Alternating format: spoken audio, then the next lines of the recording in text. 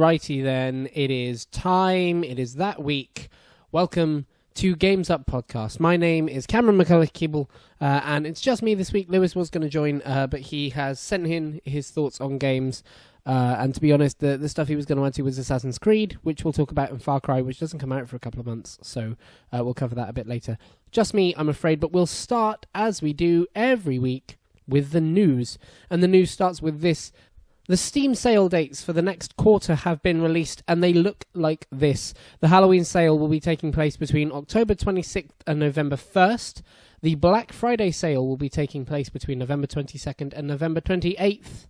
And the Winter sale will take place between December 21st and January 4th. Prepare your tired wallets. The Steam sale is coming, and it will take them for all they are worth. Those sales spaced fairly well apart. December 21st, January 4th, that's always a great sale. The winter sale is always really, really good. And it goes on for a good amount of time, so you should be able to get some good stuff in there. The Steam sales are legendary for their discounts and their abilities to get really great games really cheap, so keep an eye out on them. Second piece of news this week, a mod has been released restoring some of the cut content for Half-Life 2. The mod is a combination of unshipped assets from the game and some new assets inspired by a book that was set behind the scenes of the development of Half-Life 2 and kind of explains some of the concepts that went into the game that didn't get their time in the sun when the final version of the game got released. We don't really talk about Half-Life too much, but there's very rarely new content for Half-Life for obvious reasons, so having a piece of news about it is always a bit fun. And this seems really cool if you're into Half-Life, as lots of people are, even if it's just for the kind of meta buzz of, because the story of Half-Life is fascinating, of what happened to it and why we won't see it anymore probably. So if you want a little bit more of what Half-Life could have been, this is a way to go about it.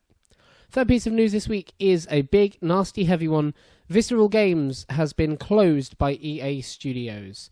Visceral Games probably mostly known for Dead Space over the last few years, but they had their hand in a number of games. So EA closed the studio this week and have shipped their Star Wars game out to other EA worldwide studios in an effort to, quote, revamp the gameplay. Being frank, the chances are that this is a way to make the game more shared world. There's been rumours going around that publishers and so on are less likely to ship single-player games just as single-player games, that they need some kind of money-making thing within them. Frankly, I think it's a massive shame, especially as EA are the publisher, so it would have been nice to see them take a risk on this one. We've been seeing them take more risks over the last couple of years, especially with their art titles and the way that they've been approaching sports games. It would be really nice to see them do the same here. But nonetheless, the game is no longer coming from EA's Visceral. On my side, I've heard some stuff from insiders that the development process was a bit of a mess, that the game wasn't doing as hot as we were all led to believe, and that this is kind of a long time coming for this studio. Jim Sterling did a thing many, many years back why he marked Visceral as the next big studio that EA would close, and it turned out he was correct for one reason or another. It's a big shame, and we hope that whoever is involved with the closure of this studio, we hope that all the people that have lost their jobs as a result of this find great success very quickly within the games industry. I'm sure there's lots of room for them. Number 3, people are gearing up for BlizzCon, which happens in just under 2 weeks. And with this comes the rumours of the next Overwatch hero almost definitely going to be revealed at the event. It fits in with the 3 heroes a year calendar schedule that Blizzard have been going on, and the rumours suggest that the hero is going to be a healer to balance out the game more as it moves towards its 2nd anniversary in half a year's time. I think this would be nice. It would be frankly long overdue for Overwatch. Healers are really good. They play a massive vital role in the actual game itself, and having a bit more variety there would be lovely. And also really, really excited to see what Overwatch has got planned for the year ahead. Last year's BlizzCon was amazing for Overwatch because we had the Sombra AIG, and then that turned out to be like a full reveal, and you got the animated shorts, and you tend to get a lot of detail about Blizzard games around BlizzCon, so very excited for this to see what it looks like. And the final piece of news this week is that a Halloween event did go live in Pokemon Go, although it didn't feature all of Generation 3, just a few of them, but it does feature a new shiny as well, and it's happening right now until the 2nd of November. So you've got about 10 and a bit days to go out, catch those new Pokemon, which won't be hard to do. They're everywhere. Maybe bag yourself a shiny and reap the rewards of some spoopy Halloween nighttime walks. And that, ladies and gentlemen, wraps up the news this week. So let's move into our topic of the week, the big one, the one we've been building towards for months. We are going to preview all of the biggest games coming out the end of this year. I will add a quick addendum to this. We're going to preview most of the big games coming out, the biggest of the big games. There is one missing, however, which is Wolfenstein 2, the new Colossus. Wolfenstein 2 wasn't available to be played on the show floor of VGX 2017, and that's where we got the opportunity to get real hands-on for most of these games so that we could give you real, legitimate previews and opinions of these games. We've got loads of opinions about Wolfenstein, and you can hear it from us over the last couple of weeks with the stuff that they've been pulling with their marketing. I'm super excited to see what it turns out like, and this might be the first time that I jump into a Wolfenstein game. I've never played any of them before, but I think this looks great. Nonetheless, we didn't get the chance to play it. We didn't get the chance to get any real hands-on with it, so we didn't want to give opinions over to you. We wanted to be totally open and transparent about what we've played and what we think of it. That being said, let's start with Assassin's Creed, the big one coming out on the 27th. The 27th is massive. It's got like 5 major games releasing for it this year. So let's get on with Assassin's Creed. Me and Lewis both went in wanting very different things out of Assassin's Creed this year. And frankly, we both came out with pretty different opinions. We both went in knowing that it had new kind of Soulsy combat, that it had a new approach to the parkour system, that it's got the whole eagle thing going on instead of like eagle vision. Now it has actual eagle vision. And we also knew that obviously it's been redesigned on new engines, it's got a new graphics update, it's going on different platforms, so on and so forth. We both went in wanting very different things, and again we both came out very different opinions. Lewis seemed very impressed with the Soulsy shift. He seemed to really like the combat and the way that the stuff was structured. The world, it must be said, that we played the game in, the Egyptian world that the game is set in, is gorgeous, and frankly that's to be expected. Assassin's Creed games year on year knock it out of the park with graphics, and the game looks beautiful. The water and the sea and the boats that sit on it and the character models and the way they interacted was great. I did notice a few of the crowd glitches that you tend to get in older Assassin's Creed games over the last couple of years, because they used that whole new crowd rendering thing that didn't work too well in Unity, and I did notice a few of those. But Lewis came out very, very happy. He really liked the Soulsy shift. Lewis is quite a fan of Souls-like combat, so he was impressed with it. I was less impressed with it. I found the combat to be a bit floaty and hard to place at times. I kind of didn't really feel like there was much structure to it at times. Lewis's game performed great. He had no real frame issues. The game looked great and performed great. Mine suffered a little from frame issues, and it suffered a little bit from screen tearing and stuff here and there. We think they were running on an Xbox One X. They were advertised as running on an Xbox One X, and they were certainly playable on an Xbox One X elsewhere on the show floor. So I get the feeling that it was because Microsoft have the marketing stuff with it. But we both have very different gameplay experiences in terms of how well they performed and the lack of glitches or the glitches or so on and so forth. So I found it to be a little bit stuttery at times, and I was left a little bit unimpressed with it. One way or another, we both came out very split on this one, but we did agree that the controls will take a bit of getting used to, especially to a seasoned Assassin's Creed player. The controls have been totally remapped. They're very different to how the games used to play, and it's going to be one of those ones that it takes a good few hours of being in the game and understanding why it's been mapped that way to know whether it's good or not. It was very weird playing it as somebody who's a massive fan of the way Assassin's Creed games used to feel. It was very odd playing it with the new remaps, but it might make more sense. It just won't be second nature to an Assassin's Creed player. So for this one, for me, I'm going to hold out on it. I'm not going to day one purchase that, I don't think. I was left a little bit unsure of this. Lewis was left a lot more secure on this. He felt a lot more interested in the game after we left. We both kind of went in and switched places. I was super interested going into it and left a bit kind of shaded going out. Lewis was a bit meh going in and actually quite interested leaving. So it depends which kind of Assassin's Creeds you like. It depends what you're going in there for, but this is one that we would recommend you look into for yourself before buying it, certainly, especially with the history that the Assassin's Creed series has had.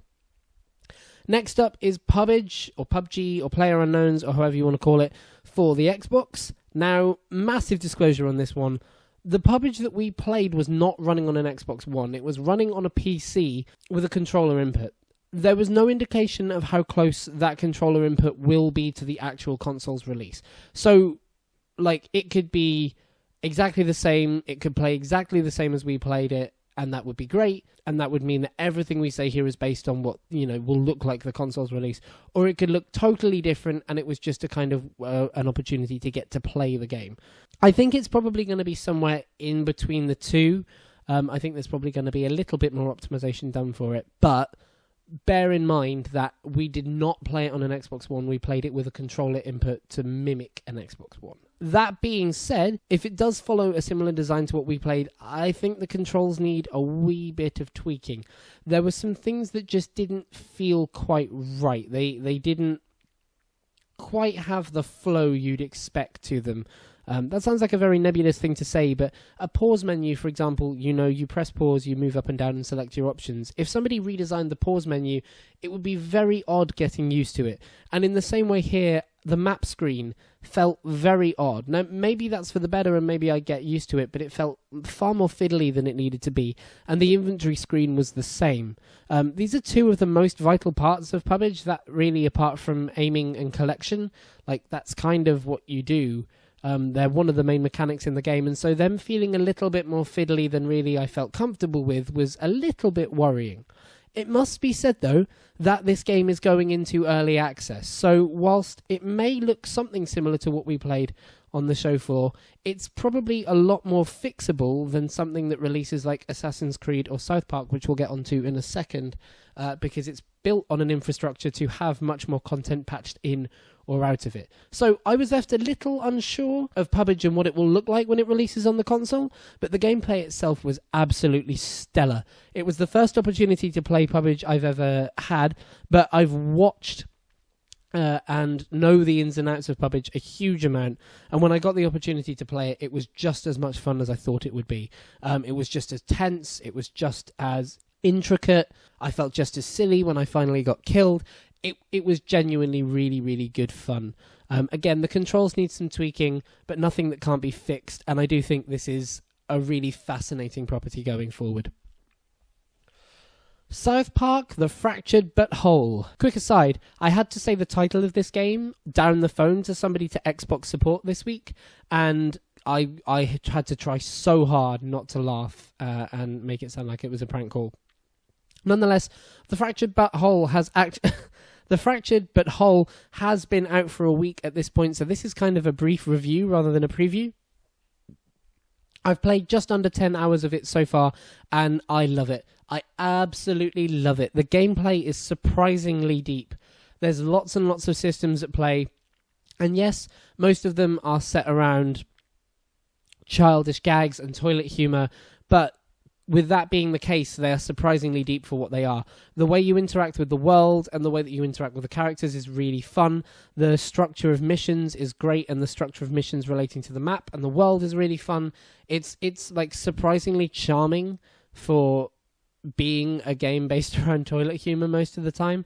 And you do find those systems oddly addictive, and you really see the value of them, so it's structured really well. It could easily be an underdog for the best RPG of the year. I will say it's definitely funny. It's just like not a laugh a minute funny. You'll find there are really funny points to it, and then the game sort of has more quieter moments where you're just interacting with the gameplay. That's kind of to be expected. It's very hard to make comedy work in games because comedy is kind of driven by where you are in the game, and if you decide not to get to that point for 10 minutes, they can't force you. So they have done as much as they can to make those moments feel organic, and for the most part they do, but it's not like a laugh every minute like the trailer might suggest.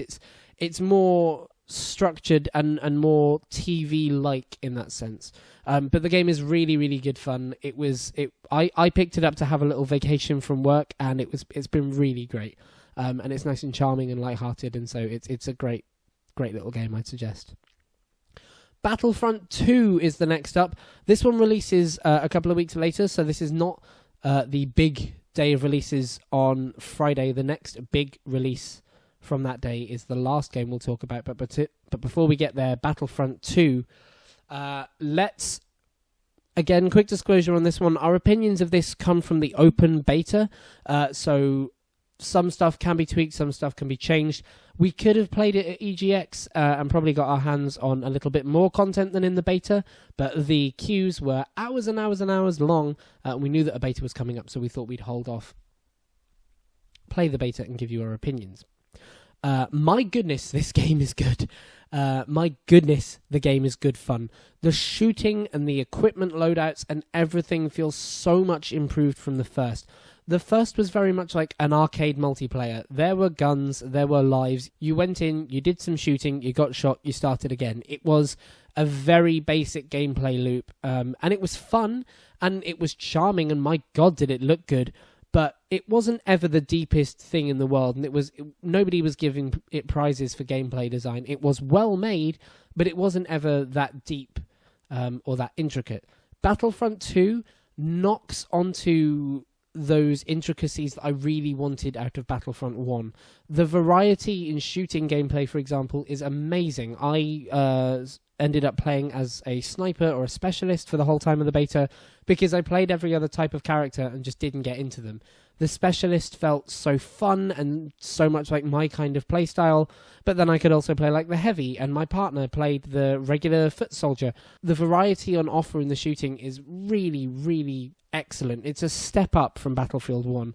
And in the same way, the star card system and the power-up system, I think, is an absolute definite improvement. The way that they've done points rather than just random grabs is fantastic. I will say the loot box issue does present a worrying long-term plan for the game. And seeing where it goes and how it's supported is going to be one of the biggest parts of make and break for this game. But the core gameplay itself, regardless of the sales plan for the game, the core gameplay itself is top-notch. And if industry previews are anything to be believed, the single-player content seems of equally high quality. Personally, I'm really conflicted on this one. I want to buy it day one because I had so much fun with it. But I also think it's probably best to hold off a little bit, see how EA treat it, see how much of an impact the loot boxes and microtransactions make on the gameplay, and then maybe get into it closer to Christmas time. So, for me, this is like gameplay, yes. Game as a whole package, not so sure on. It's a massive shame that I have to say that. But as an improvement from Battlefront 1, absolutely stellar. They've done a fantastic job. And Super Mario Odyssey, the second big game releasing this Friday. So it's Assassin's Creed versus Wolfenstein 2 versus Super Mario Odyssey. And Super Mario Odyssey is stunning. It's absolutely stunning. I've been very, very clear on this show in the past about how I'm not a big Mario fan. I got very bored of them being trotted out at Nintendo Directs for years and years and years. I don't know what it is about this game, but it's absolutely turned me on a tee. Firstly, it's gorgeous beyond belief. We got to play a city section. We had the opportunity to play either a city section or a desert section. And we chose the city section. I chose it because it's called New Donk City, and who can resist that? But we played the city section, and in terms of like the way the city is built and designed, it's a little bit generic. Like, it doesn't stand out like Arkham City does or like Los Santos does, but it's like a fairly blocky generic city. But it's filled with so many Mario quirks and characters and tasks and nods that you rarely look at the same thing twice and get bored of it. Everything is something to be played with or something to be interacted with or a thing to help you solve a puzzle or a thing to help you get a star. Everything seems to fit into what Mario's supposed to be doing and the way you interact with the world. And it just all seems like it's built with imagination in mind. The world seems as playful as Mario and the game itself does. And I'm so having to stop myself from buying a Switch every time I see one. Because, man, the year that console has had. Mario Kart, The Legend of Zelda, Super Mario Odyssey, Snipper Clips.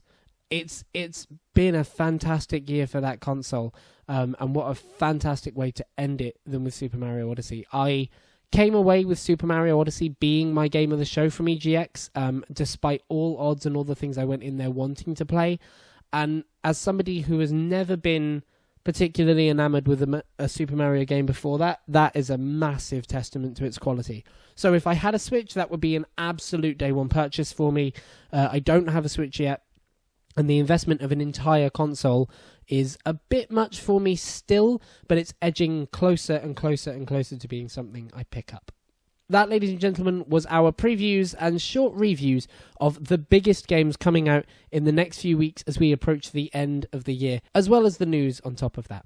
I hope that you enjoyed the show, and if you did, perhaps you'd feel like liking it so that we can get out in front of a few more people, and subscribing to it so that you don't miss anything that we put out. We publish the show on YouTube at 6:30 on a Monday, and then we publish it much, much earlier that day on iTunes so you can catch it on your way to work. And we're also on social stuff like Facebook and Twitter. We're at Games Upcast on both, and feel free to join us and follow us on there. Thanks very much for listening. We'll see you next week, and until then, the game's up.